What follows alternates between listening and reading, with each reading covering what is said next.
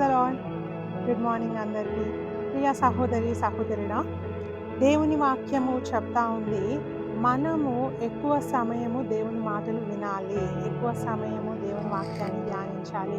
చాలాసార్లు మనము ఈ లోకస్తులు చెప్పే మాటలు వింటూ ఉంటాం, లోకంలో ఉన్న ముచ్చట్లు వింటూ ఉంటాం.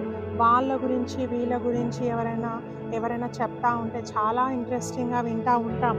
కానీ దేవుని వాక్యాన్ని వింటూ ఉంటున్నామా? దేవుని వాక్యానికి అసలు సమయం ఇస్తూ ఉన్నామా? ఒక్కసారి మనం ఆలోచన చేద్దాము. ఒక సహోదరి తన డైరీలో ఈ విధంగా రాసుకుందంట. ఏమనంటే, నా చిన్ననాటి సమయంలో నా తల్లిదండ్రులు నాకొక బైబిల్ని ఇచ్చారు. ఆ బైబిల్ నేను ఏనాడు చదవలేదు. అది అదే విధంగా షెల్ఫ్‌లో పెట్టి ఉంది. నేను 28 ఇయర్స్ వచ్చినాక, 28వ ఏట, ఆ 28 ఇయర్స్ అప్పుడు ఆమె ఆ బైబిల్‌ని దులిపి చదువుతా ఉంది.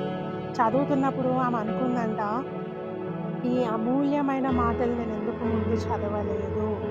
ఎందుకు ఇంత లేట్ చేశాను? ఎందుకు ఇంత ఆలస్యం చేశాను?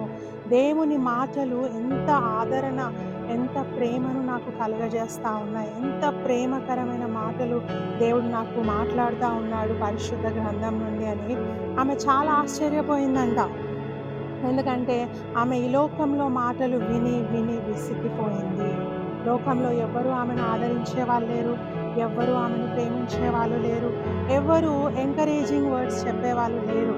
అయితే దేవుని వాక్యం ఎప్పుడైతే చదివిందో తను అనుకుందంట, ఇంత అమూల్యమైన మాటలు చాలా లేట్గా నేను చదువుతా ఉన్నాను, దాని గురించి నేను చాలా పశ్చాత్తాపపడతా ఉన్నానని ఆ యొక్క సహోదరి అనుకుందంట.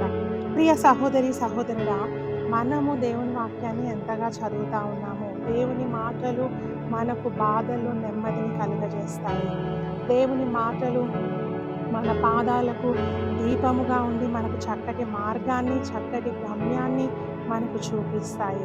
సో అట్టి వాక్యాన్ని మనం చదవాలా. లోకము దాని ఆశలు గతించిపోతాయని వాక్యం చెప్తా ఉంది. ఒకసారి చదువుకుందాం. 1 యోహాను 2:17 చదువుకుందాం. లోకమును దాని ఆశలు గతించిపోవుచున్నవి కానీ దేవుని చిత్తము జరిగించువాడు నిరంతరము నిలుచును. హల్లెలూయా. ఈ లోకంలోని మాటలు, లోకంలో ఉన్న వారందరం కూడా ఒకరోజు గతించిపోతాము, కానీ దేవుని మాటలు శాశ్వతమైనవి. అవి యుగ యుగములకు నిలిచి ఉండేవి. అందుకే దేవుని మాటలను ఎక్కువగా ధ్యానిద్దాం, దేవుని మాటలను విందాం. అవి మనకు స్ఫూర్తిని, ఎంకరేజ్మెంట్ని, ఆదరణను కలుగజేస్తాయి. అతి కృప మనందరికీ దేవుడు దయచేయను గాక. God bless you all.